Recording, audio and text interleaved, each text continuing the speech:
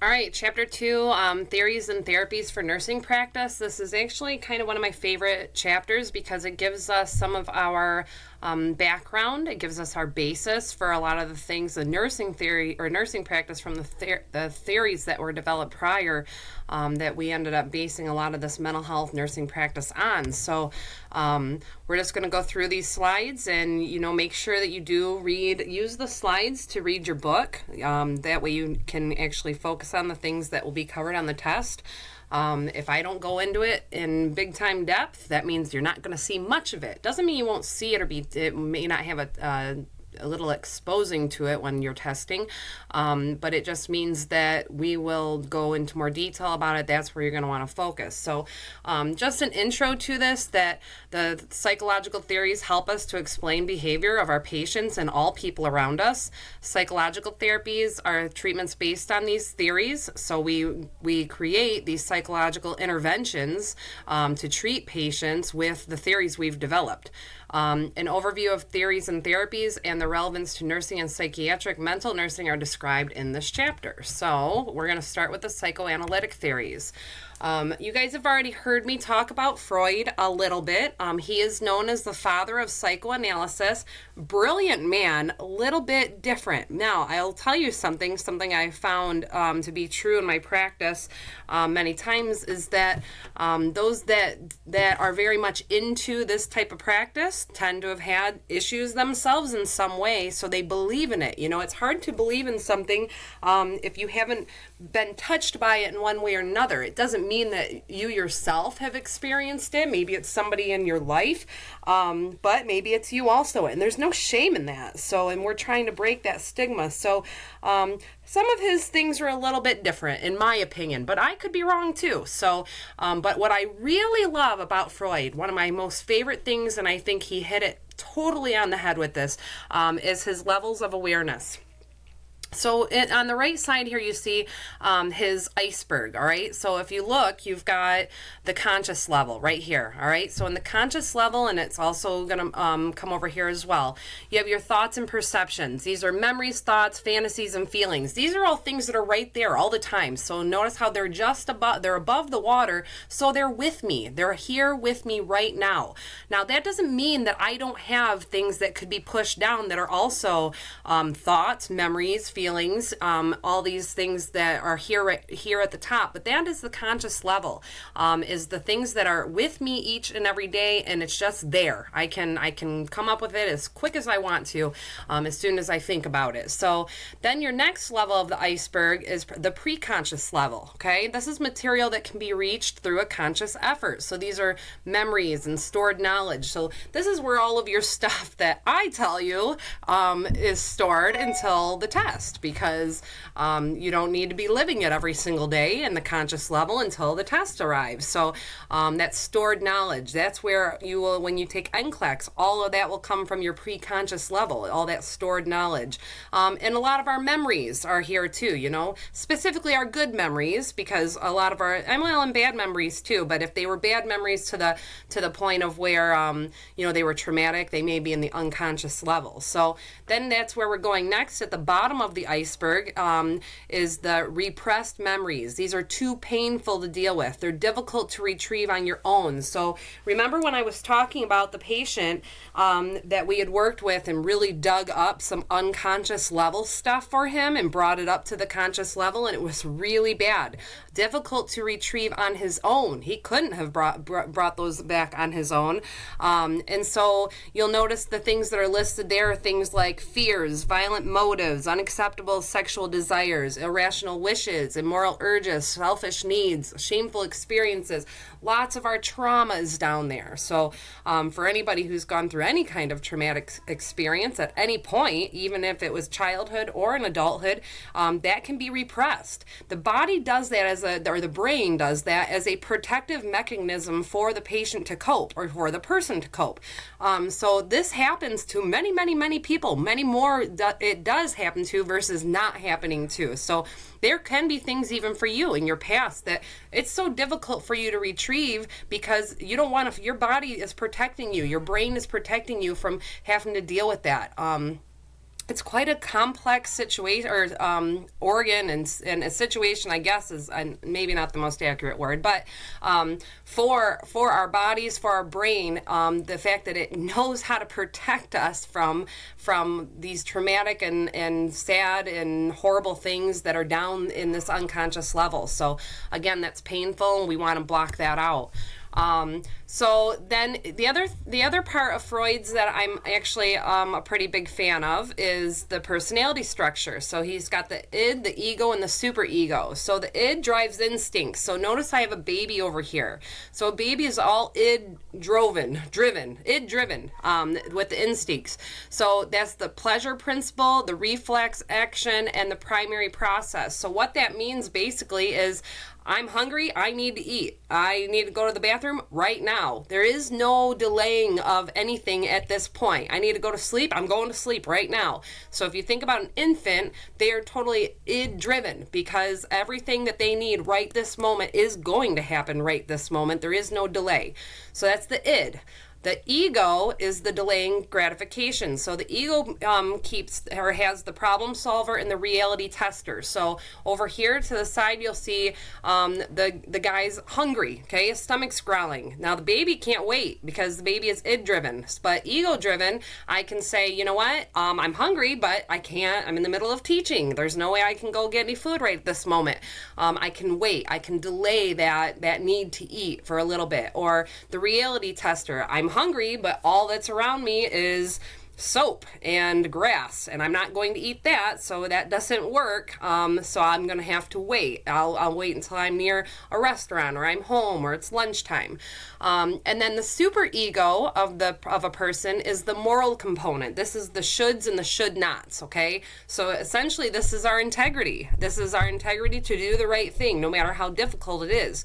So so those are the three areas, and he goes into much more depth, and you can totally read about it. And this is not, I mean, it is good stuff. So anyway, that's those three things. Freud also talks about defense mechanisms and anxiety. These operate in the unconscious level. So remember, going back to our iceberg, this is the defense mechanisms and anxiety are going to be down farther. This is denial. So denying, falsifying, or distorting reality to make it less threatening. Okay, again, a protective mechanism, guys. It's not like a patient just sitting around lying all day, or you even doing that, because we all have defense mechanisms and anxiety. You know, think of a time when, and I know this will be a perfect example, that maybe you didn't get something done on time for school, or you know, you just put it off and you had other stuff going, but you're not going to tell the instructor what really happened. You're going to tell them something else because you want to distort that reality to make it less threatening, because saying, I went out partying last night instead of studying is not going to work. Although I have had a few people be honest with me like that, and you guys know how much I appreciate honesty.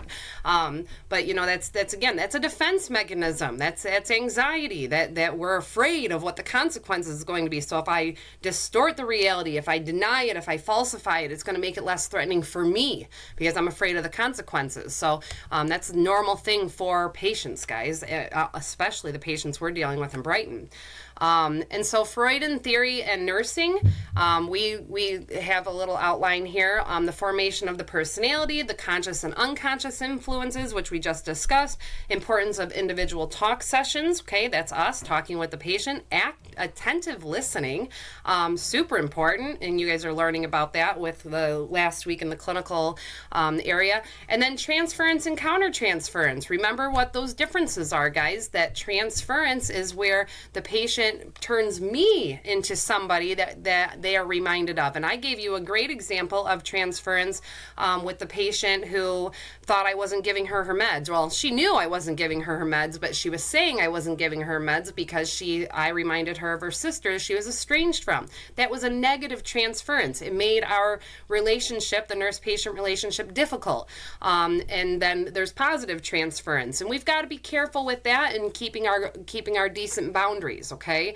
Some of you've already got to experience a little transference in this past week. So most of it positive. And you know, if if somebody's flattering you or, you know, asking you things that are maybe not what's considered appropriate, we can shut that down and keep good boundaries without being mean, without being unprofessional. So if you need any assistance with that, please let me know.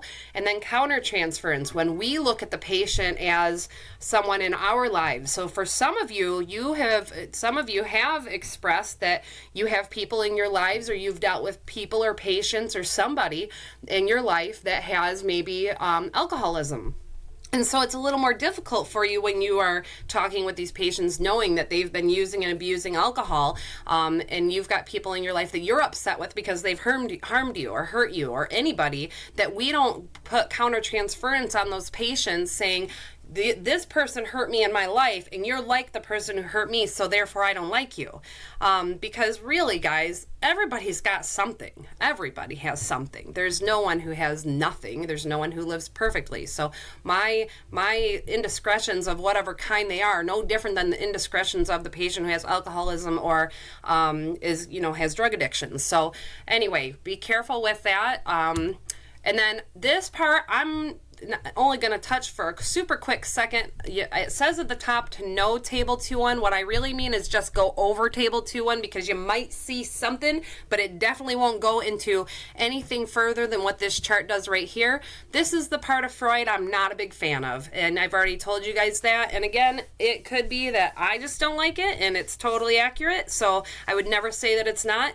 I'm just not a huge fan of it. So you have the oral stage, the anal stage, the phallic stage, the latency phase, and the genital stage. Make sure you just read through what Freud says is happening in each one of those stages.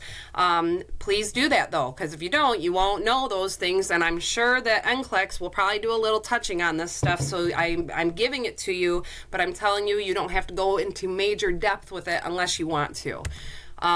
So the next one is Erikson's ego theory. 8 stages of development. Personality continues to develop through old age. So I love Erik Erikson, okay? He's one of my faves. I love Maslow. Those two are big for me. The thing is, I actually really like Freud too, minus that last area. I really, really like all the other things, as you can tell. I mean, I've spent 12 minutes talking about it, basically. So anyway, but I like Erikson and I like Maslow. So if you look through these ages, and you are going to have to know these, and not only because you need to know them now for me, but you're going to see them again in Pede, you're going to see them in Jerry, you're going to see them the whole way through. And a lot of the nursing theories are developed on Erik Erikson and Maslow's theories. So you have to know these things. So the trust versus mistrust at 0 to 1.5. So as a baby is where we first learn to trust versus mistrust, or not trust, basically, because if the needs are being met, if we bring it back to Freud, that's the id, right? That's the very beginning. If the needs aren't being met, then I'm not going to trust.